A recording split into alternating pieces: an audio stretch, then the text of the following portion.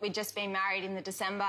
We were young, we'd bought a house, we'd started up a business, like the world is your oyster kind of thing. Just one day in the shower, just washing my armpit, I felt a lump in my side of my breast. I called Alex and he was like, maybe you should text Z, who's the club doctor here at Melbourne Football Club and a very good friend of ours. He actually said to me, it's probably nothing to worry about. He said, you're 30 years old, it's really quite young, you've got no family history, but we should take this serious. And when do you get the really bad news that it's what you feared, you do have breast cancer? Z and I have a really good relationship and we joke a lot, but to hear him on the phone be that serious and to be quite upset himself delivering the news was, it was quite overwhelming, wasn't it? So what's your initial thought when you're told by a friend that you do have breast cancer? You fear the worst. So life kind of flashes in front of you and you just get this feeling in your stomach where you feel really, really ill. How did you cope, Alex, when the news came back that the lady you love most in life had breast cancer? No, it was tough, obviously.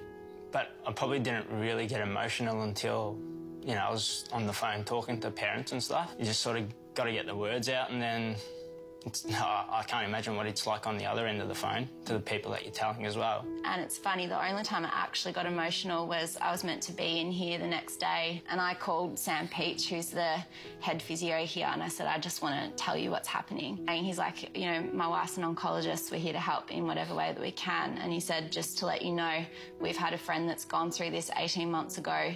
She's doing really well and she's pregnant with her first child now. And it was probably just a bit of a throwaway line by him, but for me, I actually clung to that and I still remember that story because I remember it just filled me with so much hope. We've been dealt some pretty crappy cards, but we're lucky, so let's just do everything, absolutely everything in our power to get through this and stay positive. Oh, you want to move it? And the effects of chemo? Alex actually asked about the hair loss and she said yes, she's going to lose all her hair going on this. And he goes, but are you sure? And she goes, yes, I'm completely sure she'll lose all her hair. She told us about an option of using a cold cap, which is basically wearing a cap that you strap to your head. I was able to maintain about 50% of my hair. It doesn't work for everyone, so I was very lucky. I had a few bald patches. I lost all my eyebrows, all my eyelashes. You get very brittle, painful nails. I had a lot of problems with my bladder, didn't I? And heaps of abdominal pain with that. And fatigue, you know, you just feel tired and a lot of nausea. I just kept telling myself, you know, I'm embracing all these symptoms. I don't mind having them because, you know, ultimately the chemotherapy is helping me to beat this. Imagine if for the women that go through this and their scan results come back and they don't get that good news. Like that's really sad. And then I was like, what about those women who are going through this who are pregnant? You know, how lucky are we that we didn't start trying for a child yet?